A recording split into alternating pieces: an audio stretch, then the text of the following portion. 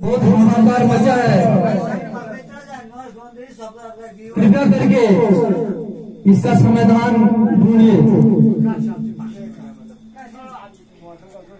तो ब्रह्मा जी ने विष्णु जी से कहा कि हे प्रभु, आपको धरती में जाने का समय आ गया है। कृपया करके जो भी अंदर बैठा है उनको सारे लोग यहाँ पे आए। क्या हुआ? धरती माता किस रूप में की? विष्णु जी के पास और ब्रह्मा जी के पास गाय के रूप में। तो विष्णु जी को बोला ब्रह्मा जी ने कि आपको अब धरती पे जाने का समय आ गया है। तो विष्णु जी ने बोला कि मैं कान्हा के रूप में जो है धरती में जन्म लूंगा और क्षेत्रों का नाश करूंगा। ऐसे ही एक शहर का राजा था। उस राजा का नाम था उग्रसेन। उग्रसेन एक राजा था। किसका बाप था उग्रसेन? कोई जानता है? हमारे बच्चे पढ़े लिखे हैं, पता होना चाहिए। इसीलिए जो है छोटी छोटी बातें मैं बताता हूँ आपको हर साल। कुछ न कुछ एक बात तो सीखो कम से कम। उग्रसेन किसका बाप था? नहीं, कंस का। उग्रसेन कंस का बाप था। तो थोड़ा कंपा हुआ था। उग्रसेन कंस का बाप था। उग्रसेन अक राजा वो कंस का बाप था।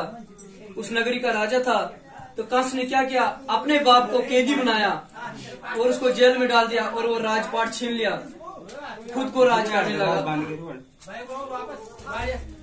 तो जब उग्रसेन को उसने जेल में डाल दिया और उस राजपाट अपने राज चलाने लगा, हाहाकार मचाने लगा, अत्याचार करने लगा, बच्चों का अत्याचार, बूढ़ों का जीना हराम कर दिया उस देश में।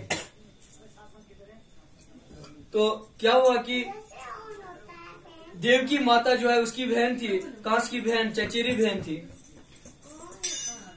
वहां वासुदेव महाराज से उसका रिश्ता हो गया और विवाह हो गया। विवाह होने के बाद कांस ने कहा कि मैं खुद जाऊंगा अपनी बहन को छोड़ने के लिए। अपने रथ लेके गया तो रास्ते में आकाशवाणी हुई। हे कंस, तू जिस बहन को छोड़ने जा रहा है उसी का 8वां संतान जो है तेरा नाश करेगा, तेरा पापों का जो है नाश करेगा और तेरा वध करेगा। आकाशवाणी हुई तो उसी समय जो है कंस ने तलवार निकाली और वासुदेव जी को मारने की कोशिश की। तो देवकी जी ने कहा कि भैया आपने नहीं मारे, जो भी मेरी संतान होगी मनु क्यों आपके हवाले कर दूंगा। क्यों बैठ इधर। उन्होंने मारा तो नहीं उसको, उन्होंने जेल में उधर क्या करेगी? दोनों को, अपनी बहन को भी और बहनोई को भी जेल में बंद किया। जैसे ही उनका पहला बच्चा हुआ रावण ने पटक के मार दिया। दूसरा, तीसरा, चौथा, 5वां, 6ठा, 7वां बच्चा भी मार दिया। माँ के सामने किसी बच्चे को मारना कितना जुल्म है। कोई माँ अपने बच्चे को सामने देखेगी मरते हुए तो कितना दुख होगा। और देवकी माता ने 7 बच्चों की मौतें देखी अपने आंखों के सामने। 7 बच्चों को मारने के बाद जब 8वां बच्चे का जन्म होने वाला था तो विष्णु भगवान ने सोचा कि ये 8वें बच्चे को मार देगा। उन्होंने दर्शन दिए वासुदेव जी को कि जैसे ही जन्म होता है बच्चे का, आप नंद बाबा के घर में जाके कान्हा को छोड़ना है। वहाँ एक कन्या का जन्म होगा, कन्या लानी है और यहाँ रखनी है। जैसे कान्हा का जन्म हुआ ठीक 12 बजे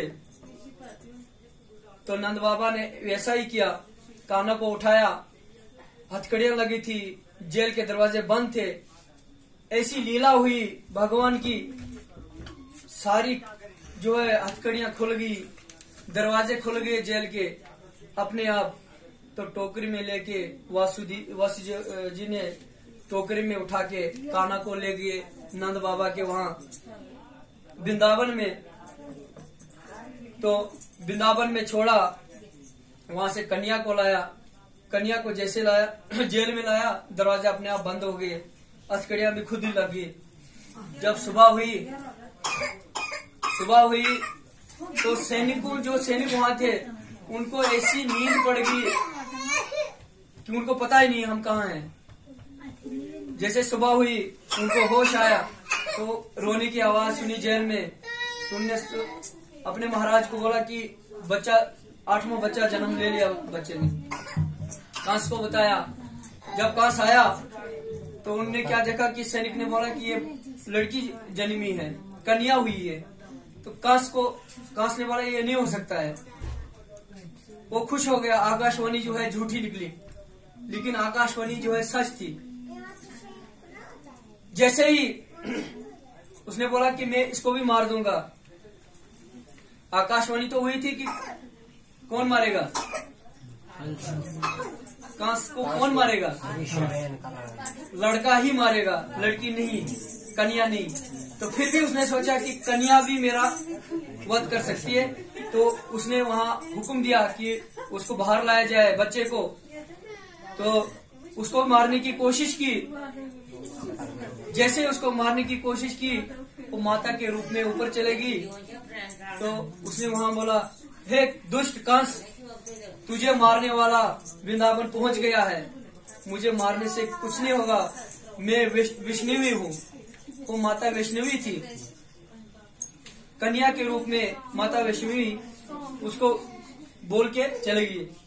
जितने भी उस डेढ़ के बच्चे हुए थे वृंदावन में, सब बच्चों को ढूंढा, उनको भेजा, अपने सैनिकों को भेजा, ढूंढो कौन सा बच्चा है। फिर लास्ट में एक असुरी को भेजा दूध पिलाने के बहाने। उस असुरी का नाम कोई है किसी को याद? इतने बच्चे पिछले साल भी मैंने बोला आपको, यही छोटे छोटे बच्चे। नहीं, उसका नाम था पूतना नाम था उसका। पूतना असुरनी भी दूध पिलाने के बहाने। तो उसकी माँ को बोला, मुझे बच्चा दे दो, मैं दूध पिलाऊंगी उसको। बहाने से ले गई। दूध पिलाते समय कान्हा ने ऐसा चमत्कार किया, दूध पीते पीते उसका जो है जान निकाल दी।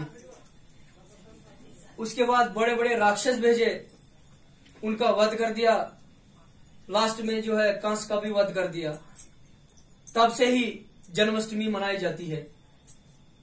उस देश के जनता थी, जय जयकार करने लगी कृष्ण भगवान की, और तब से जो है जन्माष्टमी का त्योहार मनाया जाता है। तो सारे बच्चे पढ़े लिखे हैं, तो भजन कीर्तन तो हम करते रहते हैं भजन, लेकिन ये छोटी छोटी बातें बहुत जुड़ी है, याद होनी चाहिए, हमें पता होनी चाहिए कौन क्या है। रामचंद्र जी वनवास 14 वर्ष क्यों गए? एक तो बहाना था कि अपने बाप का वचन जो है उसने निभाया 14 वर्ष। रामचंद्र जी वनवास क्यों गए? 14 वर्ष ही क्यों गए? 15 क्यों नहीं गए? 16 क्यों नहीं गए? रावण की उम्र 14। Very good. रावण की उम्र सिर्फ 14 वर्ष थी। उस समय के बाद रावण